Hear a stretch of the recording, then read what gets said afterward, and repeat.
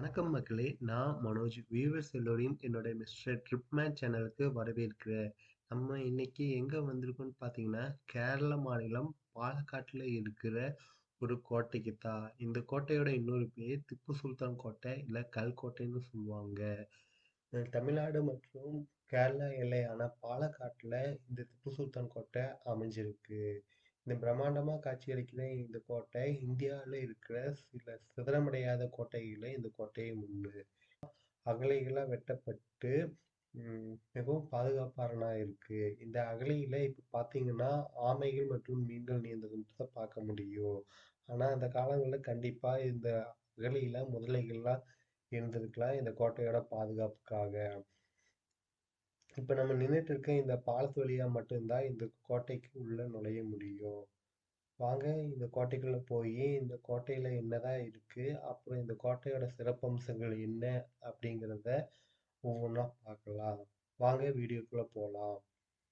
இந்த video first time பார்க்குறவங்க என்னோட சேனலுக்கு சப்ஸ்கிரைப் பண்ணுங்க. இந்த வீடியோ பிடிச்சிருந்தா மற்றவங்களுக்கு ஷேர் பண்ணுங்க, லைக் பண்ணுங்க. இந்த கோட்டைக்குள்ள நுழையறதுக்கு முன்னாடி இந்திய தேசிய கொடியை பறக்க விட்டுருக்காங்க. அது நமக்கு பெருமிதமா இருக்கு.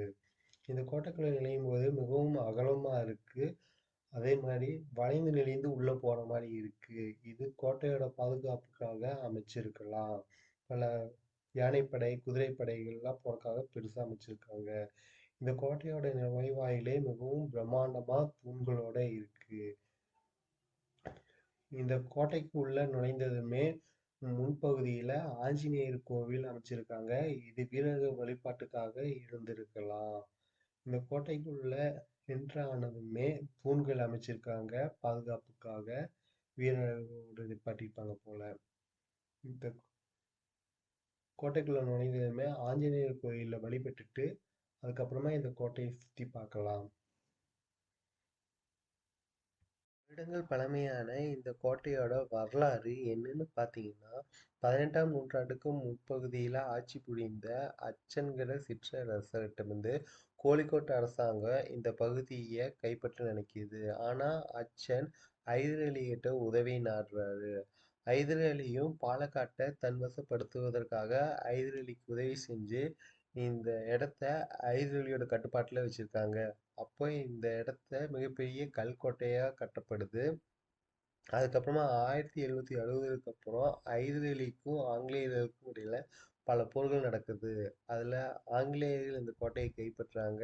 அதுக்கப்புறம் ஒரு சில மாதங்கள்லயே மீண்டும் ஹைதர் அலி இந்த கோட்டையை போர்ல வெற்றி பெறாரு. அதுக்கப்புறமா வந்த ஆங்கிலேய படைத்தளபதி கர்னல் புல்லாட்டன் அவர் இந்த கோட்டையை போர்ல வெற்றி பெற்று கடைசி வரைக்கும் ஆங்கிலேயர்கள் வசமா இந்த கோட்டை இருந்திருக்கு. கோட்டையோட பாதுகாப்புக்காக இந்த கோட்டையை சுற்றி வர 9 பாதுகாப்பு கோபுரங்கள் அமைக்கப்பட்டு இந்த கோட்டையை சுற்றிலுமே அகழிகளை வெட்டப்பட்டு இருக்கு.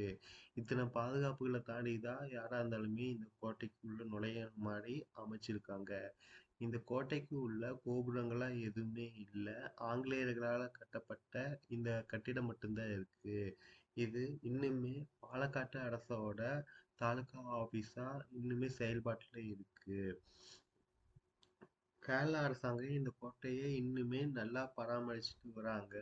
ஒரு அடல்ட்டுக்கு 25 ரூபா டிக்கெட் வாங்குறாங்க இதுக்குள்ள சுத்தி பார்க்கறதுக்காக. நீங்க கேரளா டூரிசம் வரீங்கன்னா பாலக்காட்டுல இருக்கிற இந்த திப்பு சுல்தான் கோட்டைக்கும் கண்டிப்பா வாங்க. ரொம்பவே பீஸ்ஃபுல்லா இருக்கும். ஃபர்ஸ்ட் டைம் என்னோட சேனலை பார்க்குறவங்க மிஸ்டர் ட்ரிப்மேன் சேனலுக்கு ஒரு சப்ஸ்கிரைப் பண்ணுங்க. அடுத்த வீடியோ நான் போடுற வரைக்கும் stay tune to watch my channel. Thank you. Bye by.